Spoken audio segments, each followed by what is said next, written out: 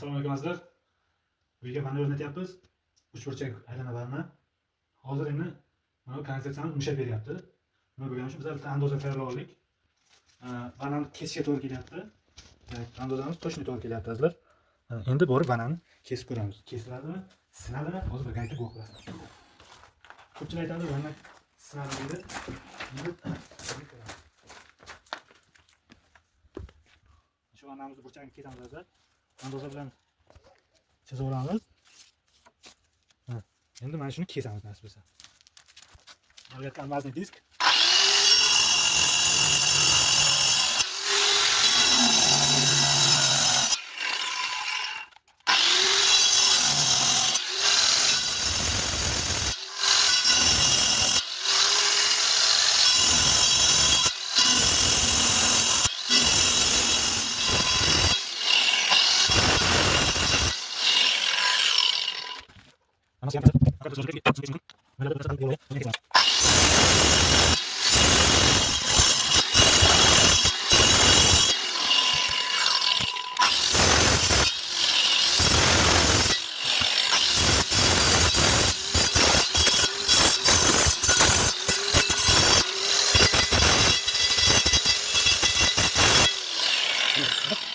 Vanamiz sinmadi. Endi nasib bo'lsa buni olib kirib joylashtiramiz.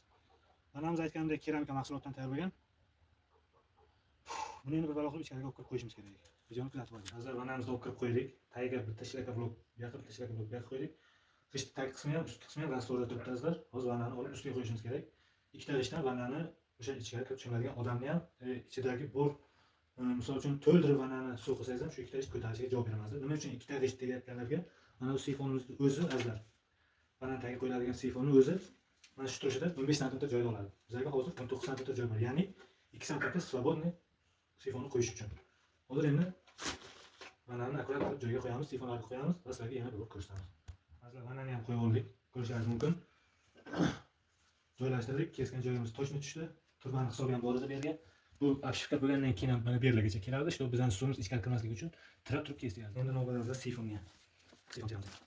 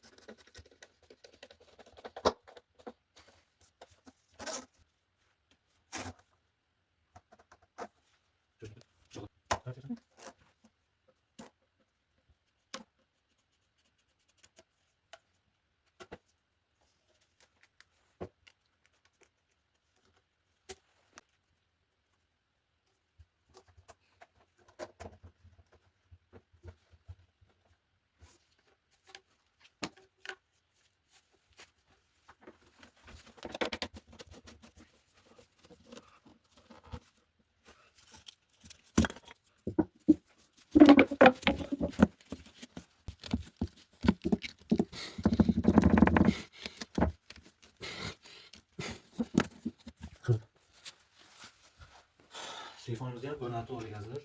İşimiz bitti. Ko'rishingiz mumkin. Endi suvni yoqamiz. Naryad ulangandi. Endi qo'yamiz.